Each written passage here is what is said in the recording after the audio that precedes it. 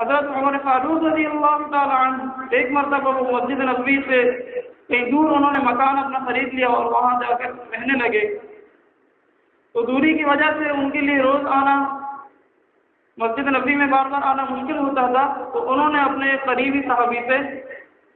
یہ طے کر لیا کہ بھائی ایک دن میں جاؤں گا اور ایک دن تم جاؤ گے مسجد نبوی شریف، اور جس دن ہم لوگ جائیں گے تو آ کر پھر بتائیں گے کہ حضور پاک صلی اللہ علیہ وسلم نے کیا کیا باتیں ارشاد فرمائی۔ یعنی اگر جس دن میں جاؤں گا تو پھر میں تمہیں آ کے بتاؤں گا کہ آپ صلی اللہ علیہ وسلم نے یہ بات ارشاد فرمائی، اور جس دن تم جاؤ گے تو تم مجھے آ کر بتلاؤ گے۔ تو صحابہ کرام اتنی فکر تھی کہ حضور پاک صلی اللہ علیہ وسلم کا کوئی مبارک ارشاد دائر علم ہو جائے اور کوئی ایسا ارشاد جو ہمارے لیے مسموع نہ ہو، ان کو اتنی فکر تھی۔ حضرت عثمان غنی رضی اللہ تعالیٰ عنہ جب حضور پاک صلی اللہ علیہ وسلم نے صلح حدیبیہ کے معاملات طے کرنے کے لیے آپ صلی اللہ علیہ وسلم نے حضرت عثمان غنی کو اپنا ایلچی اور قاصد بنا کر مکہ مکرمہ کی طرف بھیجا، چنانچہ وہ مکہ مکرمہ تشریف لے گئے، وہاں جا کر اپنے چچا زاد بھائی کے گھر ٹھہرے، رات وہیں گزاری۔ جب صبح مذاکرات کے لیے نکلنے لگے تو ان کے چچا زاد بھائی نے کہا کہ یہاں عرب کا یہ دستور ہے کہ جس کی شلوار اور جس کا پاجامہ وہ ٹخنوں سے جتنا نیچے ہوگا وہ اتنا ہی معزز سمجھا جائے گا۔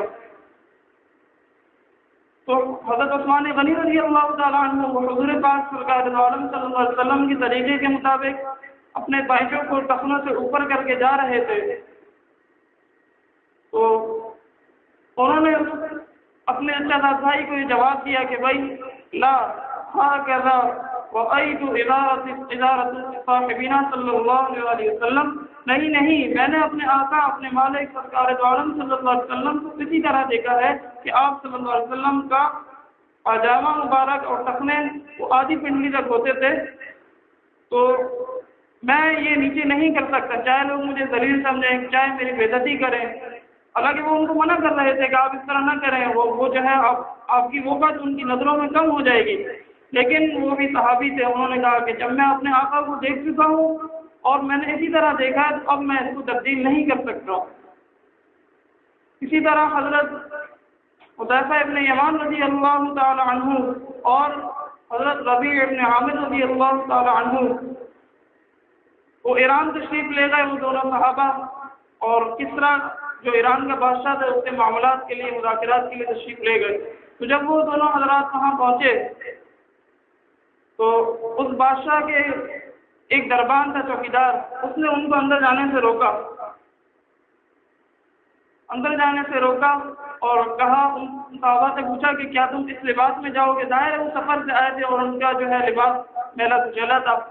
فرمایا کہ تو چوکیدار نے کہا کہ کیا تم اس حالت میں جاؤ گے بادشاہ سے ملنے؟ چنانچہ اس نے ایک جبہ دیا اور کہا کہ یہ پہن لو، اسے مل لو جا کے۔ تو حضرت ربیع ابن عامر رضی اللہ تعالیٰ عنہ نے ارشاد فرمایا کہ اگر اس بادشاہ کے جبہ پہن کر اس سے ملنا ضروری ہے تو ہم نہیں ملیں گے اس سے، اور ہم جو ہے واپس جا رہے ہیں کیونکہ ہم محمدی ہیں۔ اور یہ انہوں نے جبہ پہننے سے انکار کر دیا۔ تو اس چوکیدار نے جا کے اندر شکایت لگائی اور بتایا کہ یہ عجیب مخلوق آ گئی ہے کہ وہ آپ کا دیا ہوا جبہ نہیں پہنتے، وہ کہتا ہم ایسے ہی گندے کپڑوں میں ملیں گے۔ تو جب وہ چوکیدار اندر گیا تو باہر یہ صحابی رسول حضرت ربیع بن عامر رضی اللہ تعالیٰ عنہ وہ اپنی تلوار کو درست کر رہے تھے اور اس کے اوپر جو ٹوٹی ہوئی تلوار تھی اس کو درست کر رہے تھے۔ اسی میں وہ چوکیدار واپس آیا اور اس نے کہا کہ ذرا یہ تلوار دکھاؤ اپنی، یہ کیسی ہے؟ تو انہوں نے اس چوکیدار کو یہ تلوار دکھا دی اس دربان کو۔ تو اس دربان نے ایک استہزاء کے اس نے کہا مذاق کے طور پہ کہ کیا تم اس ٹوٹی پھوٹی تلوار سے ایران فتح کرو گے؟ تو ان صحابی رسول حضرت ربیع بن عامر رضی اللہ تعالیٰ عنہ نے ارشاد فرمایا کہ ابھی تو تم نے تلوار دیکھی ہے، تلوار چلانے والے بازو نہیں دیکھے۔ تو اس نے اور مذاق کیا، اس نے کہا ہاں دکھا دے اپنا بازو اور اپنے ہاتھ بھی دکھا دے، کس طرح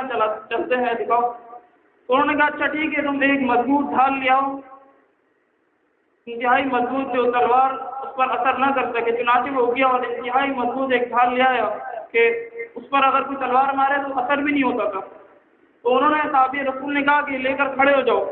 چنانچہ ایک آدمی ان میں سے کھڑا ہو گیا اٹھا لے کر، اور انہوں نے اپنی تلوار سے اس زور سے وار کیا کہ اس لوہے کا جو ڈھال تھا اس کے 2 ٹکڑے کر دیے اس ٹوٹی پھوٹی تلوار سے۔ تو پھر بادشاہ کو اور حیرانی ہوئی کہ عجیب لوگ ہیں، نہ لباس پہنتے ہیں جبہ اور اندر آنے کے لیے، اور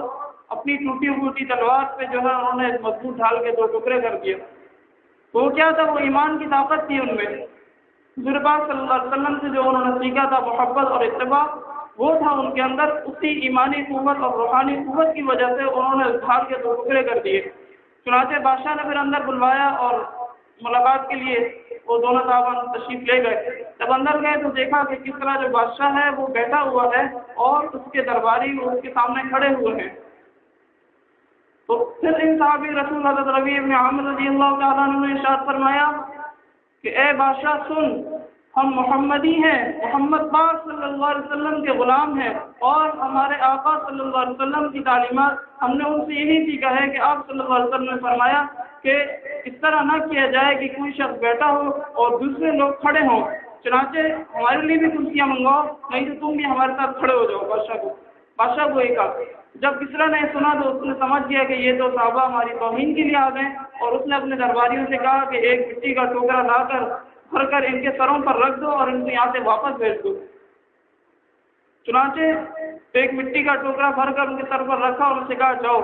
تو جب وہ جانے لگے صحابی رسول حضرت ربیع بن عامر رضی اللہ تعالیٰ عنہ، تو انہوں نے فرمایا اے کسریٰ، یاد رکھنا تم نے ہمیں ایران کی مٹی دے دی، اور یہ جملہ ارشاد فرما کر وہ چلے گئے وہاں پہ۔ تو وہ ایرانی جو ہے توہم پرست لوگ ہوتے ہیں، تو انہوں نے اس سے بدفالی نکالی کہ اب تو ہماری خیر نہیں ہے، یہ جو ہے ایران فتح کر لیں گے۔ تو انہوں نے فوراً اپنا ایک انجی بھیجا کہ جاؤ اس سے وہ مٹی کا ٹوکرا لے آؤ، لیکن وہ بھی صحابی تھے، وہ چلے گئے اور اس کے ہاتھ میں نہ آ سکے۔ تو میرے دوستوں، صحابہ کرام نے حضور پاک سرکار دو عالم صلی اللہ علیہ وسلم کی اتباع میں، آپ کی محبوبیت میں اور سنت کی تعمیل میں اپنا لوہا دنیا کے سامنے منوایا۔ اور آج ایک طرف ہم ہیں کہ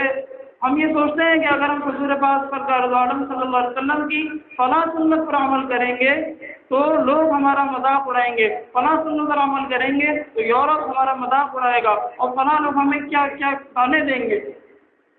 حالانکہ مسلمان اس وقت پوری دنیا میں 1/3 مسلمانوں کی کثرت ہے الحمدللہ، اور ہمارے آقا صلی اللہ علیہ وسلم نے حدیث پاک میں یہ بھی ارشاد فرمایا تھا کہ تم پر ایک زمانہ ایسا آئے گا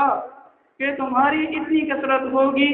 بہت کثرت ہوگی، لیکن تم پانی میں سیلاب کے تنکوں کے مانند تمہاری حیثیت ہوگی اور تمہارا کچھ اختیار نہیں چلے گا۔ اور آج وہی صورتحال ہے، مسلمانوں کی کثرت ہے، لیکن وجہ کیا ہے؟ انہوں نے اپنے آقا، اپنے مالک سرکار دو عالم صلی اللہ علیہ وسلم کے طریقوں کو چھوڑ دیا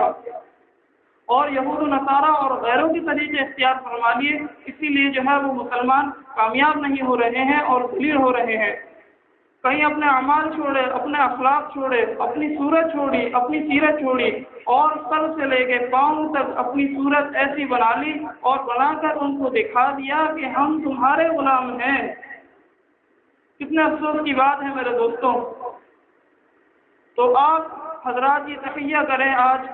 کہ ہم حضور پاک صلی اللہ علیہ وسلم کی سنتوں کے بارے میں تھوڑا غور اور تجزیہ کریں کہ حضور پاک صلی اللہ علیہ وسلم کی کتنی سنت ایسی ہیں جو ہم سے چھوٹ رہی ہیں اور ہم ناکام ہو رہے ہیں۔ تو ایسا ایک ایک سنت پر عمل کریں، اور آج اس مجلس سے نیت کر کے جائیں کہ ہم انشاءاللہ حضور پاک سرکار دو عالم صلی اللہ علیہ وسلم کی سنتوں پر عمل کریں گے۔ اس وقت ایک چھوٹی سی سنت ہے، آج سے آپ تمام حضرات اس سنت پر عمل شروع کر دیں، پھر دیکھیں مسلمان کیسے کامیاب ہوتے ہیں۔ اور اگر ہم اپنا سر حضور پاک سرکار دو عالم صلی اللہ علیہ وسلم کے قدموں میں رکھ دیں